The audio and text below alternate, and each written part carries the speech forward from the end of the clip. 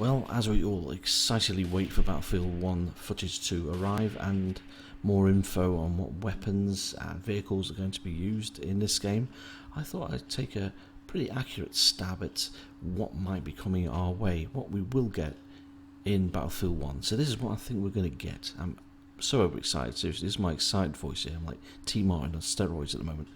So without further ado, let's have an accurate guess, if I may add, a very accurate guess about what we will get in Battlefield 1. And I thought I'd concentrate on tanks mainly, because tanks are kind of one of my favourite things.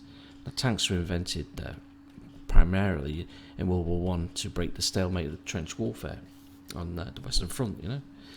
So the initial tank that was first made was nicknamed the Little Willie, which basically was built on a tractor chassis, and that was shown to the army and they liked it. They gave out a prototype of a new design, which was like the Mark 1 tank, and that was demonstrated in front of the British superiors in 1916, and they were nicknamed land ships. Yeah, land ships, not very cool name, but eventually they were codenamed tanks, and the name kind of stuck. So the secret name of them actually became their proper name, and yeah, that was it. They resembled water tanks, and they became tanks, and they were used very effectively against the Germans. Absolutely shipwrecks they did.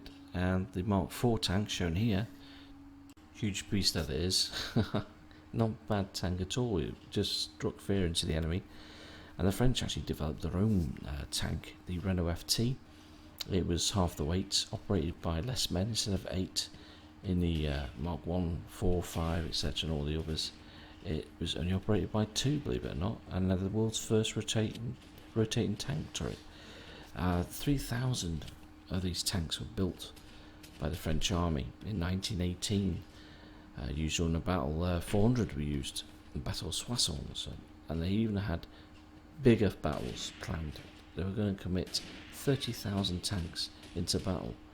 The Germans themselves captured a few tanks and developed their own, the A7V, and there wasn't that much enthusiasm for the Germans to really jump on the tank bandwagon, so they weren't exactly rushed out. So the British and the French had superiority. In fact, the first ever recorded tank battle featured only 3 tanks, 3 German tanks and 3 British Mark IV tanks. Of course, the British tanks won, and that was the end of it. The rest of the German tanks were eventually captured and scrapped. So the scope for Battlefield 1 to have decent armoured support and vehicles is definitely there, so there will be plenty of vehicles. I'm looking forward to some of the lighter tanks coming in, especially the ones used by the Turks, the Arab horse warfare against the Turkish Ottoman Empire. Might even see the Schneider, France's first tank, in this picture here, which is a really odd looking one. I'm also hoping they'll introduce this little beast, an American white armoured car, which I think looks pretty cool, if not a little peculiar. Imagine not a shotgun, but the machine gun mounted on the top of that vehicle. That'd be pretty cool. That would be a very fast vehicle indeed, so there won't be that many slow vehicles.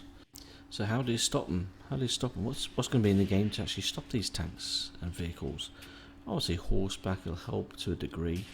They won't have much armour, so they'll get killed in seconds. But at least you'll have dynamite and horseback. You never know, you run past the tank, drop a bit of dynamite on the side, stick it to the side of a tank, blow it up. The Germans had a Mauser rifle that could destroy tanks, so the armour piercing could be shot through with that rifle. It's a very powerful gun indeed, and it's in the thumbnail to this video. The guy on the left is holding the actual rifle I'm talking about, which is pretty awesome. So that must be fun. Taking out a tank or killing some of the drivers would be very satisfying indeed. So sniping would be really good in this game. Excellent, and I'll be covering that in the next video. So before we go, I'll let you watch the rest of my lag-filled experience on Verdun, which sadly is my experience on Verdun because my connection's absolutely awful.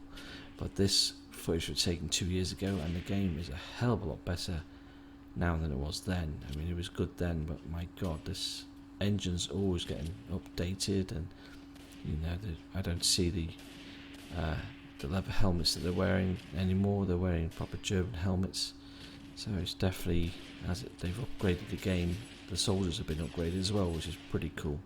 Worth checking out Verdun. good practice for when Battlefield 1 comes out. So leave comments and let me know what you think I've missed out vehicle wise, and yeah, I'll catch you later.